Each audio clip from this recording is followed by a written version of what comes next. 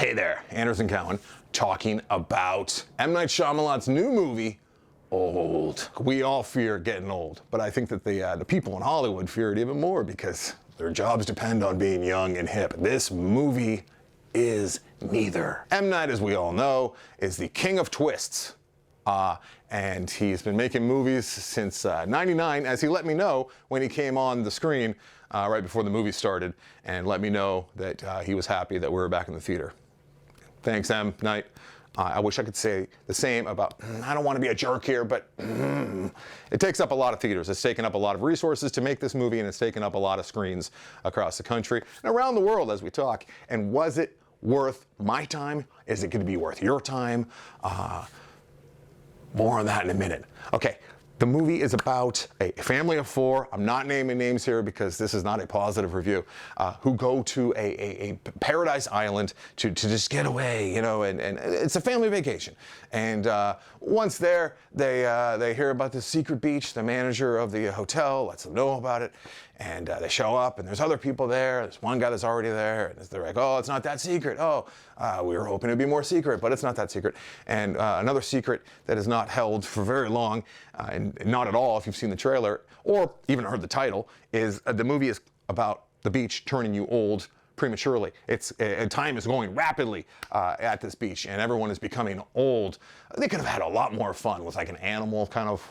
They have one animal, but they don't really have. They could have had more fun with the premise, for sure. Right off the bat, once they're at the hotel, before they even go to this secret beach, we're hearing clumsy exposition about a relationship going south, some medical issues. It's like the cringy exposition where people are like, well, you know, the doctor said that it's inoperable, but it's benign. So the doctor said that.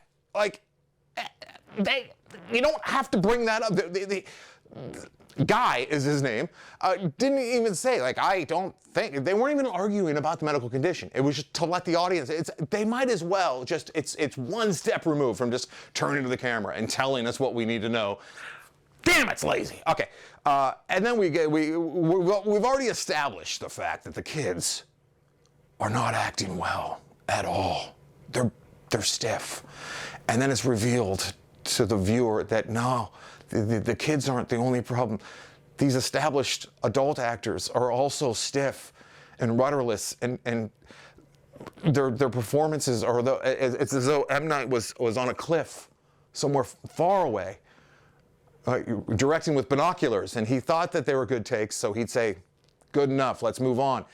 It felt like an SNL sketch more often than it did not. Sure, there were some moments of good acting. There was some good reactions and whatnot, but for the most part, it was hard. It was hard to watch. It was sad. Okay, so there's also the garbage of explanation as to this BS science line as to why the adults, the well-known established actors whose names I'm not naming, they're not aging as rapidly because their cells are dead or something. Look at me 10 years ago. I look a lot different than I do right now. I think you could say the same. No, not in this movie, because they didn't want to change the two lead actors, or the 4 or 5 lead actors, if you can call them that. It's an ensemble. The kids, though, they get to change them out pretty quickly because they're growing higher. So, I mean, you're sitting there scratching your head going, like, how are they, the parents, the same looking age? Because they didn't even have makeup come in. And maybe that's because the actors didn't feel comfortable with looking old throughout much of the movie because they're not old yet. And we know that Hollywood actors, people that make a living with their face, don't like to be on film for long periods of time looking old, like in trailers and whatnot. But they do look old at times. And you're probably going to be hearing, if you haven't already heard, oh, these actors are so brave for going into this film knowing that they're going to be looking old and not their best. No, the real bravery comes with going into an M. Night Shyamalan project knowing that you're not really going to be directed, and you shouldn't trust your director because while he might be good at writing and coming up with some decent twists, he's not really known for his ability to work with the actors. And I don't think it's been since The Happening since I've seen that be so exposed for old M. Night. Oh, M. Night's in the movie too, in case you were worried or wondering that.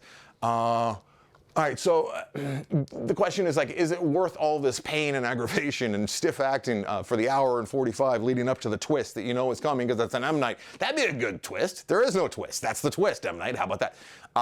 Actually, if you don't have a twist, then what do you got?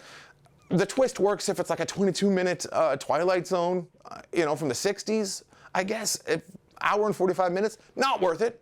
Not worth it at all. And the message of the movie is time is of the essence. Don't waste precious time. Don't look too much to the future or the past. Live in the here and then and the now, which I was doing in the theater with this movie, feeling like I was wasting my life and wasting my time. So the irony there is not lost on me. Hopefully it'll be lost on you because you hopefully don't have to see this movie. Unless you like to see bad acting, unless you're like me and you like to see everything and be able to talk about it. I felt like I was wasting my time if I wasn't going to talk about it with you guys or on the Film Vault, which I do weekly. And if you'd like to hear me talk more about this and argue perhaps about it with my co-hosts, I do those. They release every Wednesday and Friday on iTunes, the Film Vault, as well as CimemAddicts. With my buddy Greg Strzavosty, talk movies bi-monthly with him over there and also look into the future. So that's my review of Old.